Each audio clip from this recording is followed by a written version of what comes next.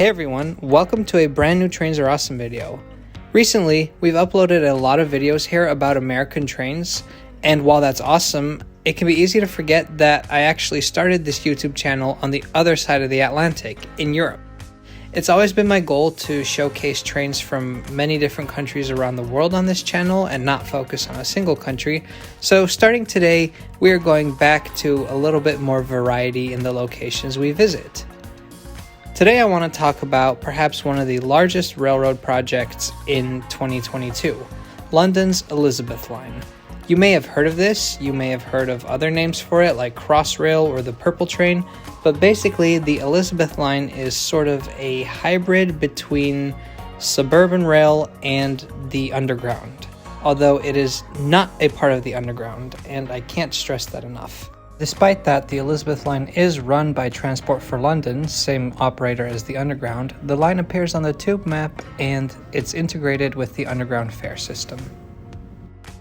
Perhaps the best comparison would be with the RER in Paris or pretty much anything that a train in Tokyo does. Now the Elizabeth Line basically connects two railroad lines coming into London from the east and the west with a new underground tunnel. Construction was started in 2009, and the services that ran on the existing lines were replaced by a brand new train operating company called TfL Rail, starting in 2015. TfL, of course, stands for Transport for London, which is also the operator of the Underground, but the Elizabeth Line is not part of the Underground.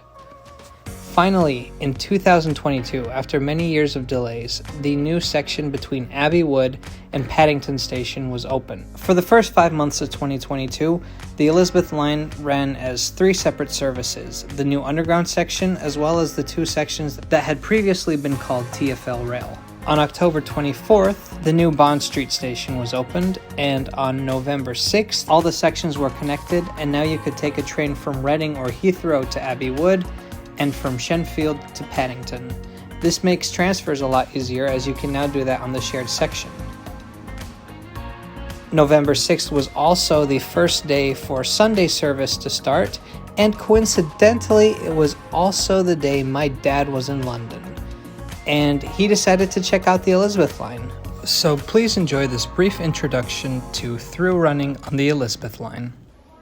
So here my dad is at London Paddington Station, which has the typical Elizabeth Line design with very deep platforms, kind of the white round architecture, and convenient transfers to the underground.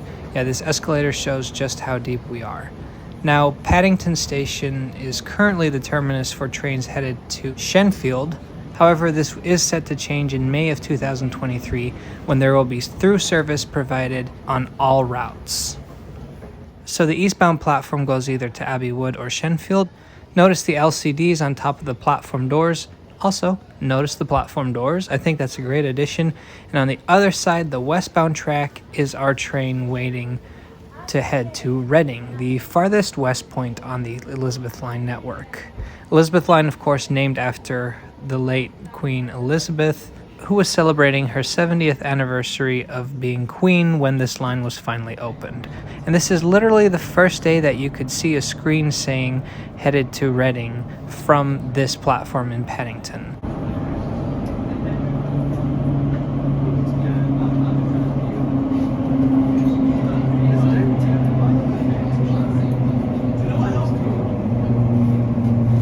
The screens are very helpful, and the trains are completely walk-through. They're modern, they're light, they're very fast, my dad says. And before we knew it, we had made it to Hayes and Harlington Station.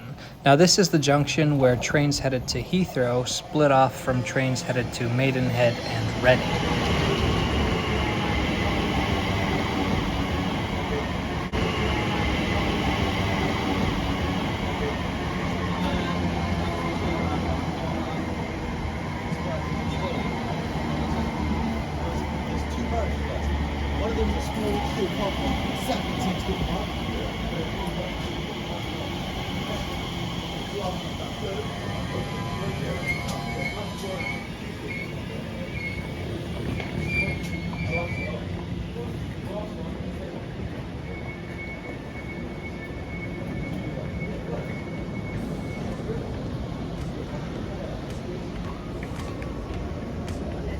There are currently 2 trains per hour to Heathrow Terminal 4, 2 trains per hour to Terminal 5, 2 trains per hour to Maidenhead, and 2 trains per hour all the way to Reading, meaning 8 trains per hour between Hayes and Harlington and Abbey Wood. The Paddington to Shamfield section also has 8 trains per hour, so that means a total of 16 trains per hour in the shared tunnel section. These Class 345 trains are the Bombardier Aventra model, which is also used by the London Overground and Greater Anglia trains, and of course they're built to the very specific British loading gauge.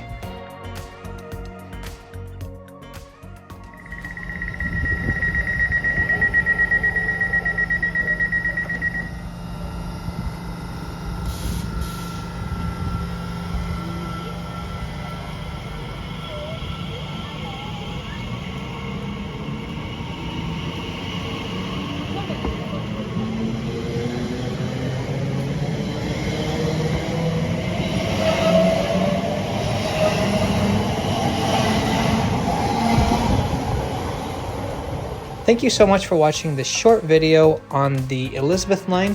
There are a ton of really great British train YouTubers that have made phenomenal reviews of this line and gone into much more depth, so please check those out. Of course, big thanks to my dad for filming this today, and if you like this video, subscribe to Trains Are Awesome. On Saturday, we're doing an in-depth report of the newest train to run in California. You won't want to miss it, so see you next time.